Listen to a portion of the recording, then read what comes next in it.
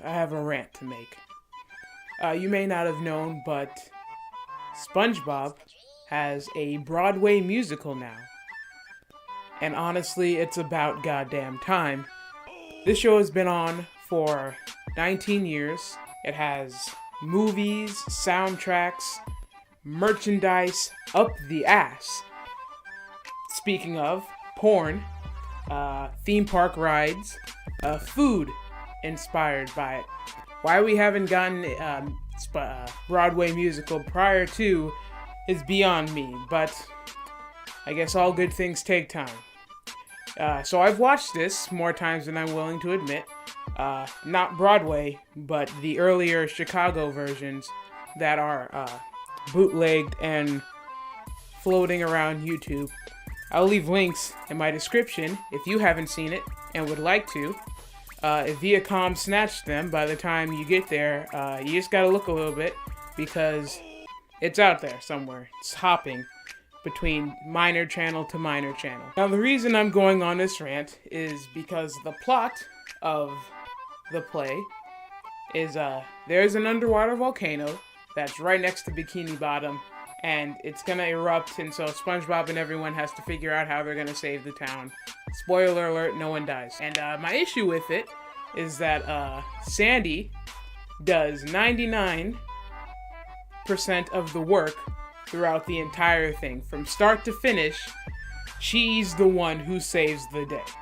So because I'm ranting about it, I'm gonna run through the plot, and there's going to be spoilers. So if you haven't seen it, or if you don't care, I'm just letting you know. If you don't care, I'm just gonna run through the plot just so I can get like all of my information together. So it starts off with everyone is waking up in the morning and singing the opening number. And there's several earthquakes within that morning. Sandy decides, I'm gonna get a seismograph and I'm gonna find the epicenter of these earthquakes. Great. That's something a leader does. She finds out about the volcano, and she determines when the volcano is about to erupt, which, might I add, turned out to be incredibly accurate. Like, down to the second. She knew exactly when it was going to, or supposed to, erupt. During this opening number, Sandy is finishing, she's rounding the corner on a jetpack that she's making, and that's going to be important later. So because of the new news that there's going to be a volcano that's going to erupt and destroy the town, there's a town meeting, and everyone comes together and tries to think of a solution to this issue. Sandy is the only one, and the first one, to offer a real solution to the problem, which would be to stop the volcano. She claims that she knows how to figure it out because she has years of research on the volcano, but the town shuns her. They shut her out. They don't want to hear it because they don't believe they have enough time, and they're upset that all of their belongings are probably going to burn up. Plankton suggests that everyone evacuate at the same time, an hour before the volcano erupts, in a pod that the town cannot afford. And everyone just immediately goes with Plankton's plan because he has a catchy song and Sandy didn't have that. SpongeBob hatches a plan on how he's going to save the day. And his plan, the base of his plan, what the whole thing revolves around, is Sandy knowing what the fuck she's talking about. SpongeBob comes up with the plan to talk to Sandy about stopping the eruption, but he doesn't know how to get to the top of the volcano. Which, honestly, at the time where he came up with the plan, probably shouldn't have been like the first concern that he had. His plan is to go to the top and have Sandy work out the rest. However she's gonna stop the volcano, just bring Sandy up to the top and just have her work her science magic. And the problem with this is that they have a very limited amount of time. They have 2 days before it erupts, and they have to make the invention. They have to do the research, make the invention, and climb to the top. None of which SpongeBob is going to actively participate in, because his plan for climbing to the top was Patrick, because Patrick's super strong, he thought they could help him climb. At this point in time, even SpongeBob acknowledges that he has nothing to actually offer to the completion of the plan, but he wants to tag along anyway. In the meantime, while SpongeBob is making the plan and looking for his friends, Old Man Jenkins is looking for someone to blame for the volcano erupting. He wants to find the person to blame, and he wants to throw them into the volcano as a sacrifice. So he forms a mob. He gets like several citizens together, and every time they run past the stage, the mob gets a little bigger. And of the citizens that he decided to blame, he landed on Sandy. So while all this is happening, Sandy is running around because she's being terrorized by a handful of her neighbors because they believe she's to blame and she's the outsider and it's her fault that the volcano is erupting. Right? And that's Sandy's biggest problem. SpongeBob's biggest problem is that he's still not the manager of the fucking restaurant he works at. So that should tell you right then who's...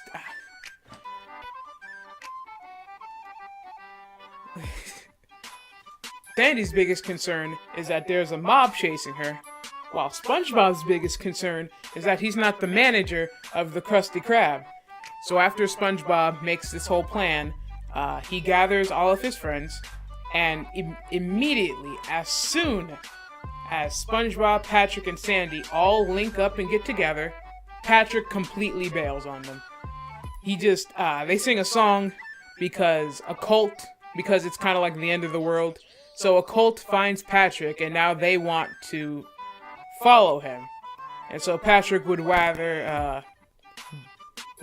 be worshipped than climb a fucking mountain, and honestly, I don't blame him. And so he completely and utterly just like bails on SpongeBob and Sandy. So SpongeBob and Sandy are now just kind of like, well, I guess we gotta climb it like by ourselves. We're not.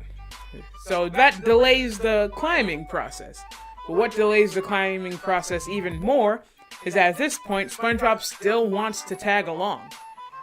Even though, like I said earlier, he admitted that he had nothing to offer, there was no reason for SpongeBob to actually go with Sandy to the top of the mountain.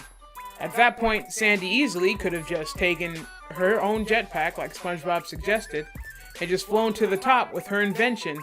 But SpongeBob still wants to go along, and he's also the protagonist. So they do. This is the end of Act 1. At the beginning of Act 2, they let you know that it's been overnight, so this is the next morning. SpongeBob wakes up in bed.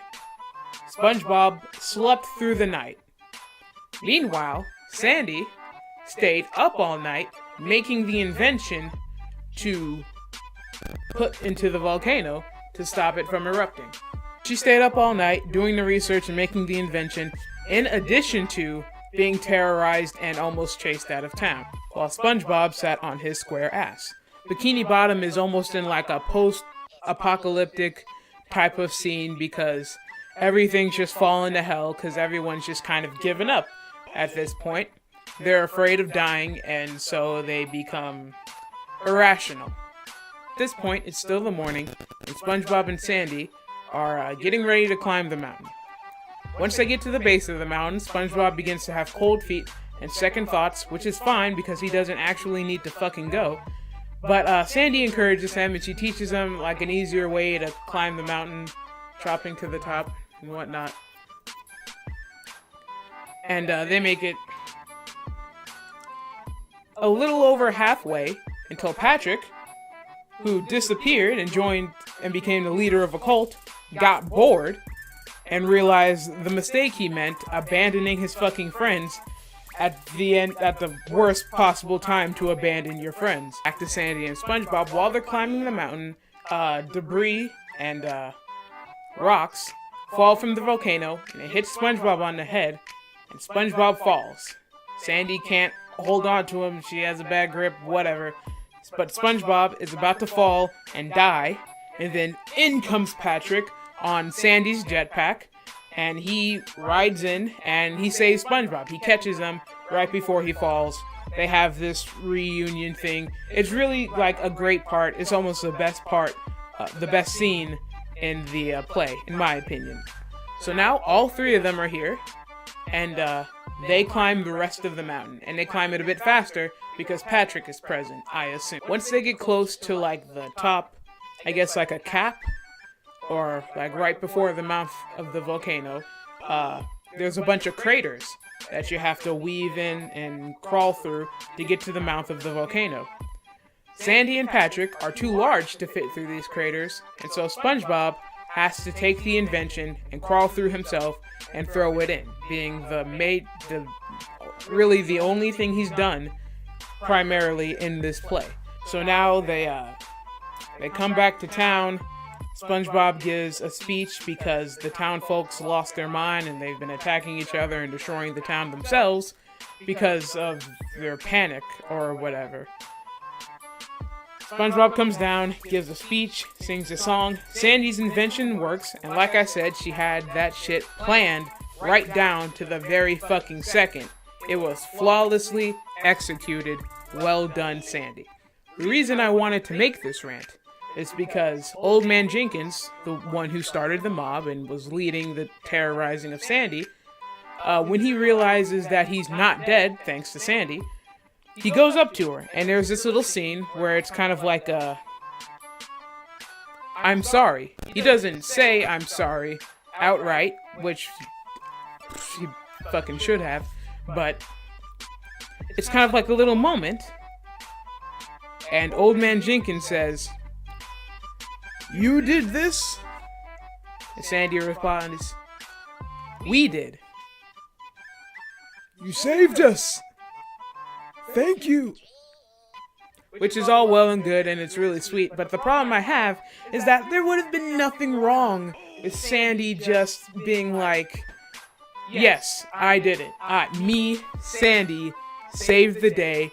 I stopped the eruption." It would have been totally fine if she said that, based off all the bullshit that she's been going through, and the relationship between her and Jenkins, the guy who's been like putting her through all this bullshit. It would have been totally fine if she just said, "Yes, I did it." And he said, "Thank you, Sandy, thank you for saving the day. Also, I'm sorry for being a complete dick and, I don't know, maybe borderline racist? Not racist. Like, specious? Is that a thing? Being prejudiced against another species? Speciest? I don't know. It feels like Sandy didn't actually get anything at the end of the play.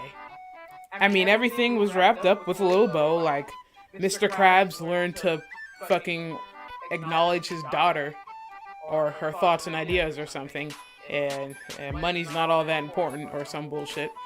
Squidward got to perform, right? Because he's a musician, so, you know, he got to perform. Patrick didn't get anything, but Patrick didn't actually fucking want anything. Oh, yes he did. Patrick wanted to be listened to, and he was. He was listened to by both the cult, and later by the ones who matter, SpongeBob and the town, when he wanted to, he suggested taking the parachute off the mountain, and they listened. And he also suggested that they have a concert at the end of it, a benefit concert at the end to help repair the town, and everyone listened to that idea too. So Patrick got what he wanted, Squidward did, Mr. Krabs did, SpongeBob was promoted to manager, so, you know, SpongeBob got what he wanted, and Sandy got, like, the fucking magic of friendship or some bullshit. Like she was thinking about leaving town, and that she never actually had a home, she wasn't really accepted that much in Texas, and she's always been a rambler and all that shit, but now she's staying in Bikini Bottom. So that's where her home is, and that's where her friends is, and that's what's important. And I think it's a little bullshit that that's what Sandy got at the end. I feel like her reward was not equal to the work that she put in. SpongeBob got everything he fucking wanted, because he's the protagonist, I get it. But, you know, he saved his home, and he got promoted. I don't know, maybe they could like make a statue in her honor or something. It just doesn't feel like, feels like Sandy is like really underappreciated in this play. She's a secondary character, you know, she's the background, but she did like all the fucking work. And at some point in the play, Patrick says that SpongeBob is manager material. And you know what? On second thought, he honestly is, because he did none of the fucking work. He came in at the very end and did one thing and received all the credit. That sounds like a manager to me. I've been asked a few questions on my viewpoint of why Sandy's the real fucking star of this play. And I'm just gonna read through them, and I'm just gonna try to address all of them. These were comments that were written under a video that got snatched by Viacom, so I don't have like the entirety of every single comment, so I'm just gonna read what I can and answer what's available. Crazy Eva 13 replied, "Yeah, but if there wasn't for SpongeBob, Sandy would leave Bikini Bottom, and there would be no invention whatsoever. The only reason Sandy wanted to leave Bikini Bottom was it was being destroyed in a day. She was being chased out of it. SpongeBob was the one who convinced her to stay. SpongeBob, Patrick, and Sandy all helped save the day. SpongeBob scaled the top of Mount... it got cut off. So anyway, I'm just going to address the few parts. SpongeBob was the one who convinced her to stay. Fair, but if we're keeping score... Sandy was feeling low because of the mouth thing, right? And SpongeBob came and encouraged her to stay and help along with his plan, which involved her doing all of the work.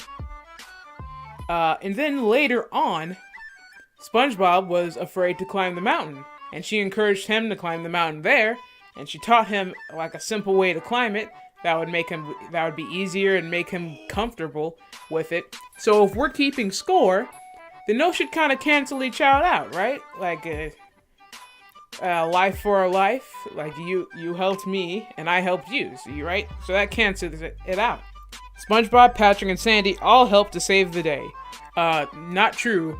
Patrick didn't do jack shit. He saved SpongeBob's life, but he's also the one who kind of put him in danger by like not climbing the mountain with them and leaving Sandy and SpongeBob to climb the mountains by themselves. Hypothetically, like, you know, theoretically, he just cleaned up a mess that he made. If SpongeBob wasn't at the volcano to fit through the holes and put the interrupter in the volcano, Sandy couldn't put it in the volcano, right? Okay, yeah, she couldn't fit in the volcano. But here's my theory. Let's rewind all the way to the beginning when Sandy at the town meeting, when Sandy says, "I know how to fix it." Let's pretend everyone hops on Sandy's train. Okay, Sandy, you said you can fix it. How are you gonna do it? It took about 8 hours for Sandy to make the interrupter because she made it overnight while SpongeBob was sleeping. So about 8 hours, and she already had a jetpack. So after she made the interrupter, she could have taken her jetpack to the top of the mountain, and she wouldn't have had to climb through the fucking craters. She could have just flown to the top and thrown that bitch in. Now, if she flew to the top and she found out that she still couldn't get to the mouth, she had like a day and a half to come back down, get SpongeBob, and have him fly to the top.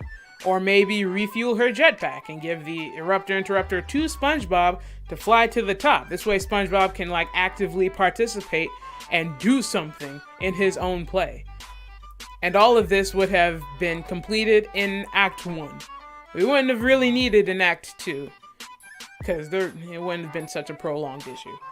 And I feel kind of like the writers at some point maybe realized that Sandy was like doing too much work, which is why they gave that little obstacle at the end for SpongeBob to overcome and have his own like personal growth segment, and also throw in the interrupter. That was like his moment of the play. He could have had more because it's his play, You know what? SpongeBob's kind of fading into the background. Let's bring him back to the front in the terms of working towards saving Bikini Bottom. Because all SpongeBob really did was just come up with a plan where his friends do the work and he tags along. And then it turned out, you know, kind of by coincidence of his own making, that he was needed at the end to throw the ingenious bubble device to stop the volcano into said volcano. Alright, well that's all that I have. Hopefully I was able to convey my ideas in a way that was comprehensive. And based off the information that I provided, I truly believe that Sandy was the real star of the SpongeBob Square. Sandy Jennifer Cheeks was the real star of the SpongeBob SquarePants Broadway play. Chicago Broadway play. Musical. Live musical performance. Whatever. A few things that I liked about the play were that it wasn't, a few things that I liked about the play is that it wasn't like a bunch of mascot costumes running around. These were actually just like people that just like happened to look like SpongeBob characters and were also actors. They can't be making a movie about us. But they are, and they're using actors. Well, that's all I have. This is a music channel, in case you didn't know. So check out my songs. You know, like subscribe, follow me, all of that.